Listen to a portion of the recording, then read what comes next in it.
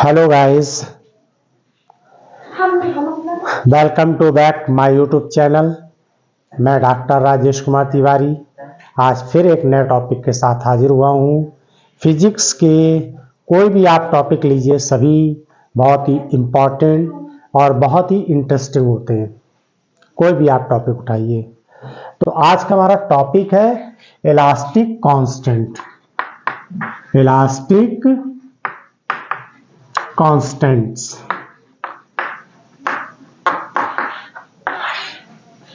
Elastic constant में ये चार तरीके के होते हैं। There are 4 types of elastic constant. कौन कौन से इलास्टिक कांस्टेंट? ये इलास्टिक कांस्टेंट कौन कौन से होते हैं? इलास्टिक कांस्टेंट कौन कौन से होते हैं? There are 4 types of elastic constant. तो कौन कौन से हैं? फर्स्ट जो है यंग मॉडुलस। यंग मॉडुलस या फिर इसी को लीनियर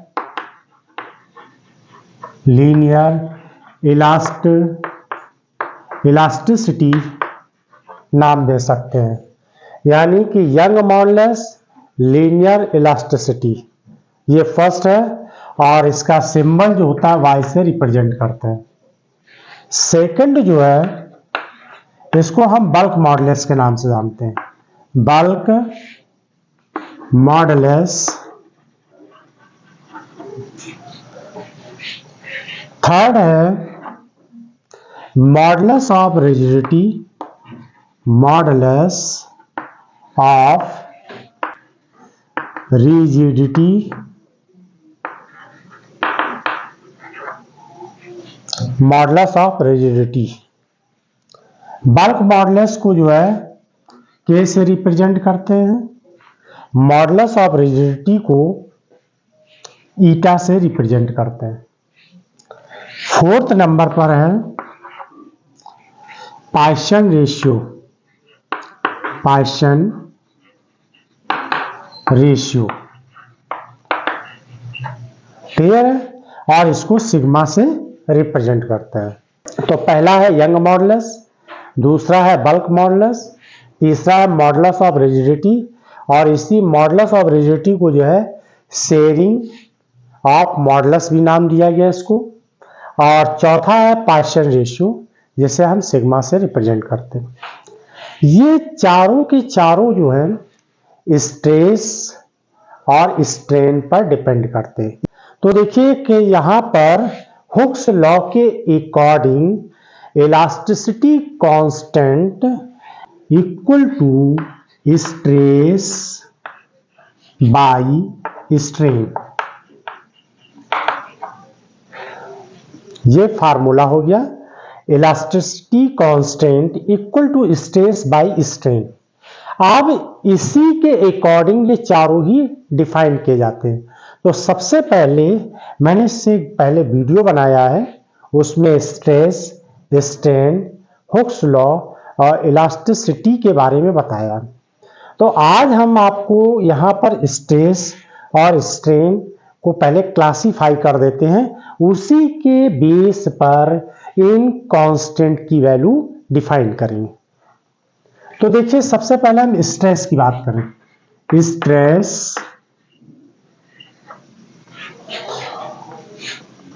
स्ट्रेस ये 3 टाइप से होते हैं। इससे पहले जो मैंने वीडियो बनाया उसमें बताया है, लेकिन आज हम क्लासीफाई करेंगे। तो जो हमने एक हेडिंग सेलेक्ट की है, आज का जो टॉपिक हमारा इलास्टिक कांस्टेंट, तो वो स्ट्रेस के वो 3 टाइप और स्ट्रेन के 4 टाइप, स्ट्रेन के 4 टाइप से इन कोफिशिएंट की हम इन इलास्टिक कांस्टेंट की वैल्यू डिफाइन करेंगे। तो देखिए स्ट्रेस को हम 3 तरीके से लिख सकते हैं, और वो कौन सा है? स्ट्रेस अगर यहां पर स्ट्रेस को हम, स्ट्रेस के 3 टाइप कौन कौन से हैं? Longitudinal stress. कुछ बुक्स में इसको नॉर्मल स्ट्रेस से भी रिप्रेजेंट किया गया है, कुछ बुक्स में इसको नॉर्मल स्ट्रेस से भी रिप्रेजेंट किया गया। नॉर्मल स्ट्रेस, लॉन्गिट्यूडिनल स्ट्रेस को नॉर्मल स्ट्रेस से भी रिप्रेजेंट किया गया। सेकंड टाइप है जिसे नॉर्मल स्ट्रेस या प्रेशर से रिप्रेजेंट किया गया। नॉर्मल स्ट्रेस, या फिर इसी को हम नाम दे सकते हैं और प्रेशर, ठीक है ना। इसी तरीके से हम थर्ड वाले को नाम देंगे। यहां पर थर्ड टाइप का जो होगा स्ट्रेस, वो होगा टेंजेंशियल या शेयरिंग स्ट्रेस। थर्ड टाइप को हम नाम देंगे टेंजेंशियल स्ट्रेस, और इसी को शेयरिंग स्ट्रेस भी कह सकते हैं, ठीक है ना। तो जो भी पॉसिबल है वो हमने सब तरीके से इसमें लिख दिया, जो अदर नेम भी है वो भी हमने लिख दिया। अब हम स्ट्रेन की बात करते हैं। तो स्ट्रेन भी 3 टाइप, स्ट्रेन जो है यहाँ 4 टाइप का होगा। स्ट्रेन को जो है 4 कैटेगरी में रखा गया है। फर्स्ट जो है स्ट्रेन क्या होगा? फर्स्ट स्ट्रेन लॉन्गिट्यूडिनल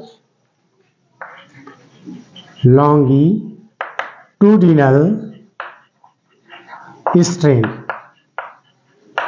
इसे लीनियर स्ट्रेन भी नाम कहते हैं, इसे लीनियर स्ट्रेन भी बोलते हैं और लीनियर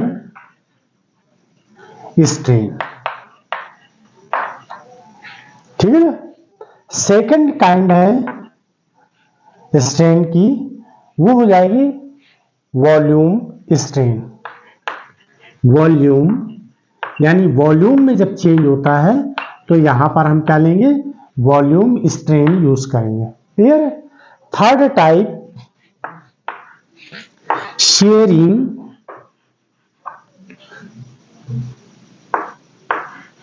स्ट्रेन, और लास्ट जो है fourth kind lateral strain. Fourth type की है लैटरलनेस, जबकि स्ट्रेस को हमने 3 कैटेगरी में डिवाइड किया है, लेकिन स्ट्रेन को जो स्ट्रेस को 3 कैटेगरी में, जबकि स्ट्रेन को किसमें 4 कैटेगरी में डिवाइड किया गया, ठीक है। अब इसी के बेस पर हम इन इलास्टिक कांस्टेंट की वैल्यू डिफाइन करेंगे। देखिए, अगर हम longitudinal stress by longitudinal strain ले लेंगे तो हम इसे यंग मॉडुलस से रिप्रेजेंट करेंगे। रेशियो लॉन्गिट्यूडिनल स्ट्रेस बाय, देखिए ये क्या लिखा है? स्ट्रेस बाय स्ट्रेन लिखा है कि नहीं लिखा है? यहां पर हम longitudinal stress by longitudinal strain लिख देंगे तो हम इसको यंग मॉडुलस से रिप्रेजेंट करेंगे, ठीक है ना।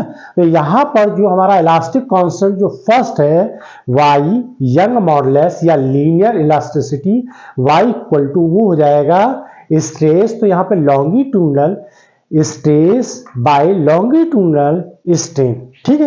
ये फर्स्ट टाइप का हो गया। सेकंड काइंड हम ये बोलेंगे बल्क मॉडुलस। यहां पर normal stress by volume strain ले लें तो हम इसे बल्क मॉडुलस से रिप्रेजेंट करेंगे।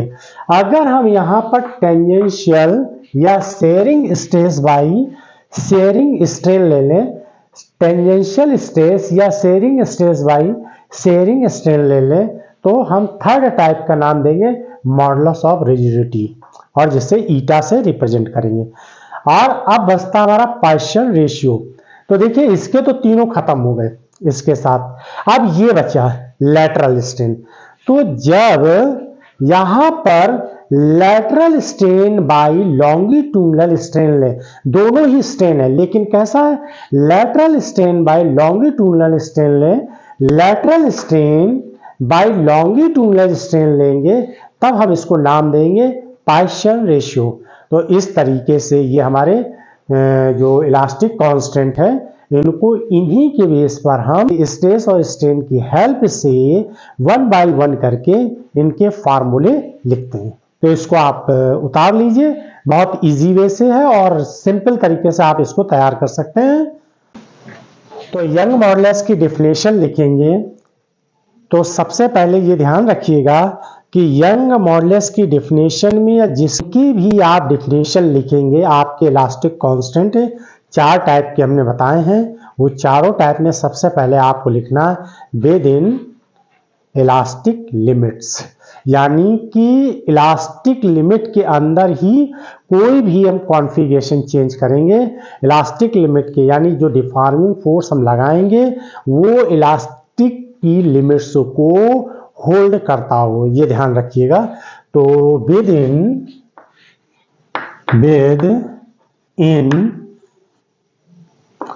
इन इलास्टिक लिमिट्स, तो इलास्टिक लिमिट्स में it is defined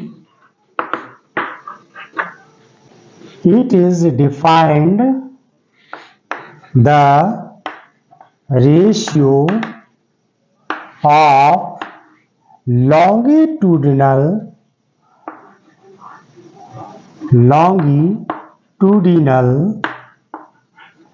stress to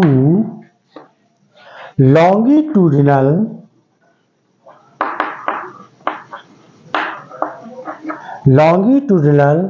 strain,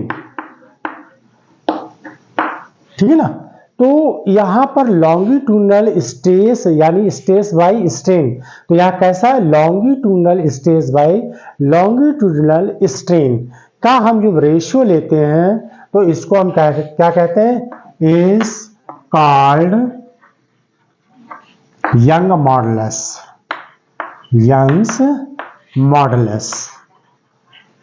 ठीक है ना। ये इसकी डेफिनेशन हो गई।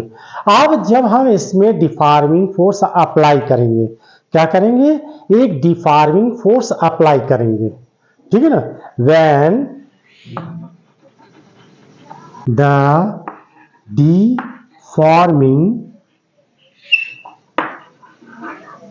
फोर्स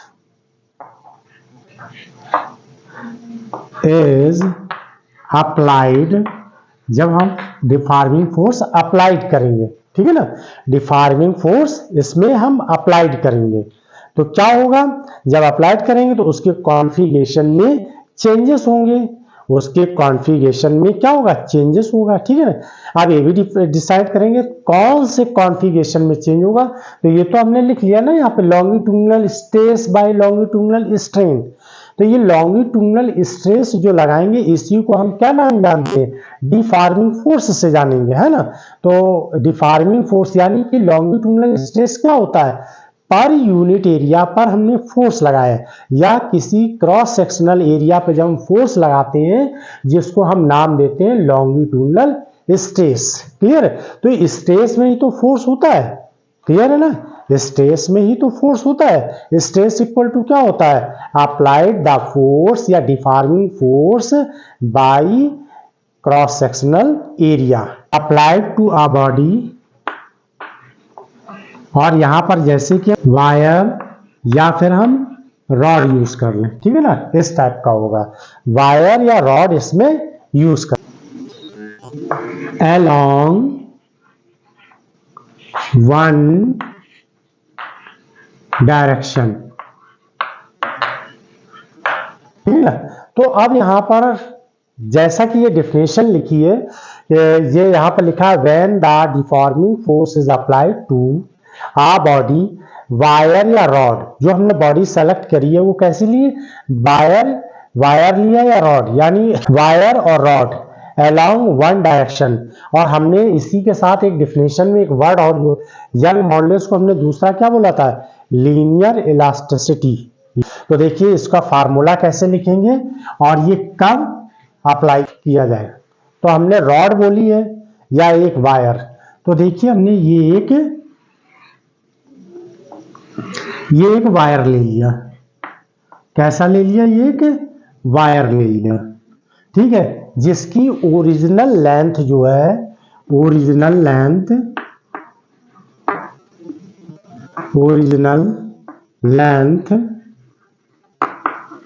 कैपिटल एल है, ठीक है। अब इस पर एक डिफॉर्मिंग फोर्स अप्लाई करेंगे क्रॉस सेक्शनल एरिया पर। क्रॉस सेक्शनल एरिया क्या बनता है, ये बन रहा है कि जब यहां पर एक mg वेट लटकाएंगे, mg एक m मास की कोई बॉडी लटकाएंगे तो वहां वेट कितना हो जाएगा, mg, यही डिफॉर्मिंग फोर्स होगा, तो ये नीचे की ओर काम करेगा। तो जब ये वायर में हम वेट लटकाएंगे यहां पर डिफॉर्मिंग फोर्स, तो एक इसके इंटरनल पार्टिकलों के ऊपर फोर्स लगेगा, वो इसका अपना इंटरनल फोर्स डेवलप हो जाएगा इसकी वजह से, जो किधर की ओर काम करेगा, ऊपर की ओर काम करेगा। तो इंटरनल फोर्स जो इस रॉड का होगा वो अपवर्ड होगा। कभी कभी क्वेश्चन ये भी पूछ लिया जाता है कि उसका डायरेक्शन किधर होगा, तो वो कैसा होगा, अपोजिट डायरेक्शन। जो हमने फोर्स अप्लाई यानी mg वेट नीचे की ओर काम कर रहा है, तो इसमें इंटरनल पार्टिकलों का डायरेक्शन कैसा होगा, अपोजिट डायरेक्शन में होगा, ठीक है ना। अब ये इंक्रीज होके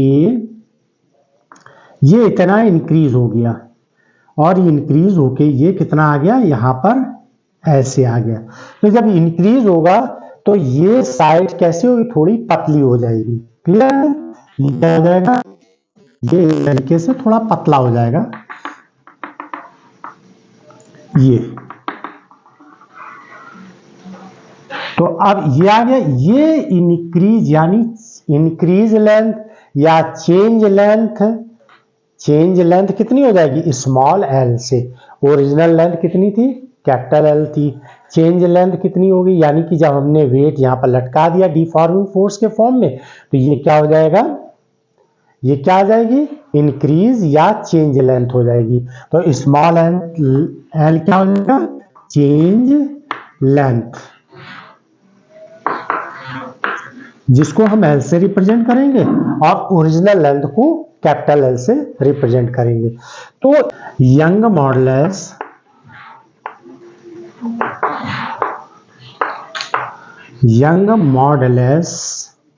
y equal to longitudinal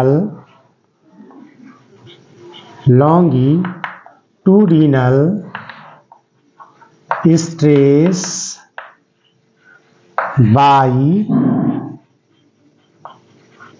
longitudinal strain। अब स्ट्रेस क्या है और स्ट्रेन क्या है, longitudinal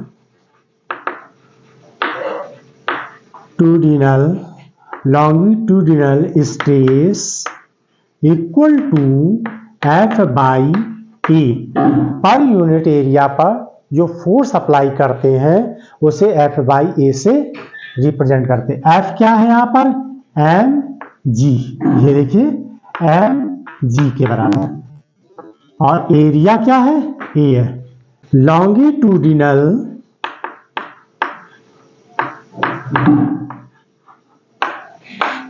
strain equal to change length by original length. Change length कितनी है, स्मॉल एल के बराबर, ओरिजिनल लेंथ कितनी है, कैपिटल एल के बराबर। ये दोनों वैल्यू उठा के इस फार्मूले में लिख दीजिए। तो y इक्वल टू देखिए Young modulus y equal to longitudinal stress by longitudinal strain. तो स्ट्रेस क्या है, F बाई ए या mg, F की जगह पर क्या लिखे, mg लिखे या F लिख दें। बाय ए एरिया, ये क्रॉस सेक्शनल एरिया हो जाएगा। ये यहाँ पर जो ये है ये क्या कहलाता है, क्रॉस सेक्शनल एरिया। आपकी लॉन्गिट्यूडिनल स्ट्रीम, तो small L by capital L, इसको एफ बाई एल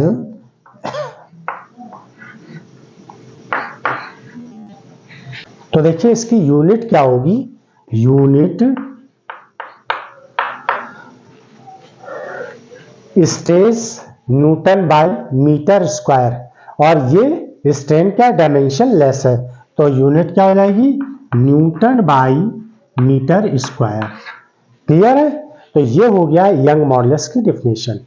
अब इसको उतार लीजिए। तो अगला टॉपिक है इलास्टिक कांस्टेंट का bulk modulus. Second elastic constant है बल्क मॉडुलस। तो बल्क मॉडुलस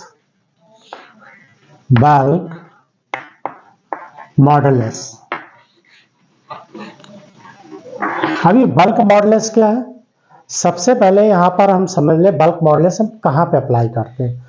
ये फ्लूइड मीडियम या गैसी मीडियम के लिए अप्लाई किया जाता है, फ्लूइड मीडियम या गैसी मीडियम के लिए। जैसे मान लीजिए कंटेनर हमने ले लिए, ये कंटेनर है और इस कंटेनर में कोई भी फ्लूइड हो सकता है, गैस हो सकती है। कंटेनर है, इस कंटेनर में कोई भी फ्लूइड या गैस हो सकता है। ये एक नॉर्मल सरफेस है जिस पर हम फोर्स अप्लाई करेंगे, इस पर एक फोर्स अप्लाई करेंगे, और ये फोर्स कैसा होगा, फोर्स बाई एरिया, यानी फोर्स जो है वो नॉर्मल अप्लाई किया जाएगा इस सरफेस एरिया पर। तो इसको हम रिप्रेजेंट करेंगे प्रेशर से। किससे रिप्रेजेंट करेंगे, प्रेशर से। Normal stress equal to pressure, pressure equal to होता है फोर्स बाई एरिया। और ये कैसा फोर्स अप्लाई किया जाता है, परपेंडिकुलर, यानी नॉर्मली जो है अप्लाई किया जाता है इस तरीके। तो यहां पर नॉर्मल स्ट्रेस यानी प्रेशर से रिप्रेजेंट किया जाएगा। अब अगर इस कंटेनर का वॉल्यूम, ओरिजिनल वॉल्यूम, इस कंटेनर का ओरिजिनल वॉल्यूम कितना है, V है, और जब ये प्रेशर अप्लाई करेंगे, यानी कि normal stress applied to force means या प्रेशर चेंज होगा तो वॉल्यूम भी चेंज होगा। इस कंटेनर पर जब हम प्रेशर अप्लाई करेंगे, यानी परपेंडिकुलर फोर्स जब अप्लाई करेंगे सरफेस पर परपेंडिकुलरी फोर्स अप्लाई करेंगे, तो इसका वॉल्यूम क्या होगा, चेंज होगा। तो चेंज वॉल्यूम को हम स्मॉल v से या यूं कहिए डेल्टा v से रिप्रेजेंट करेंगे। Volume strain equal to change volume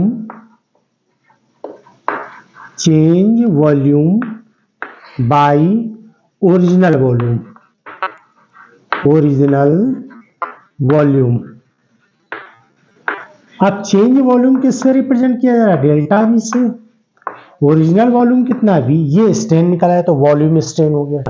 अब जब हम इन दोनों का रेशियो ले लेंगे तो इसे हम किससे रिप्रेजेंट करेंगे, बल्क मॉडुलस से। तो अब इसकी डिफिनेशन देखिए क्या है, विद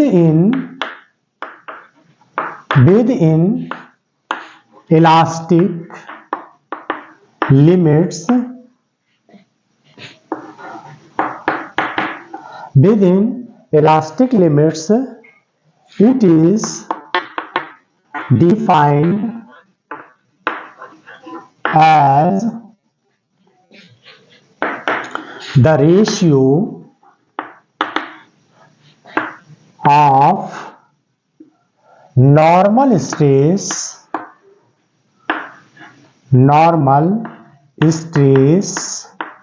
और नॉर्मल स्ट्रेस को हम किससे लिखेंगे? प्रेशर, ठीक है ना, इसको हम प्रेशर से लिखेंगे।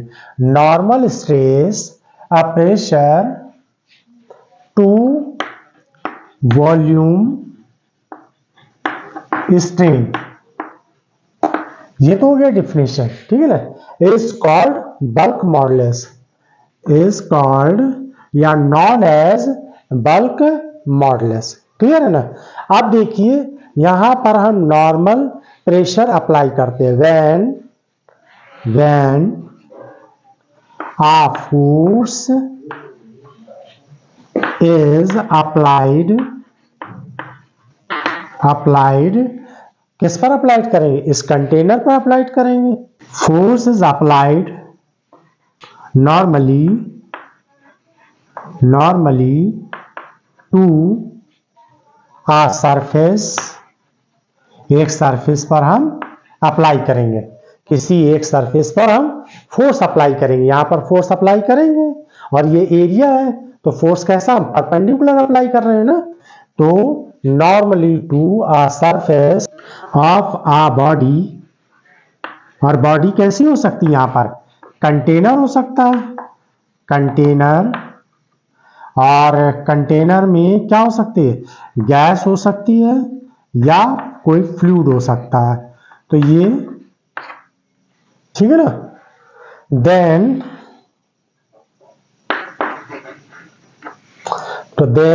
वॉल्यूम स्ट्रेन आ जाएगा, यहां पर वॉल्यूम चेंज होगा। देन चेंज इन वॉल्यूम ये चेंज हो जाएगा, क्लियर है। तो अब देखिए बल्क मॉडुलस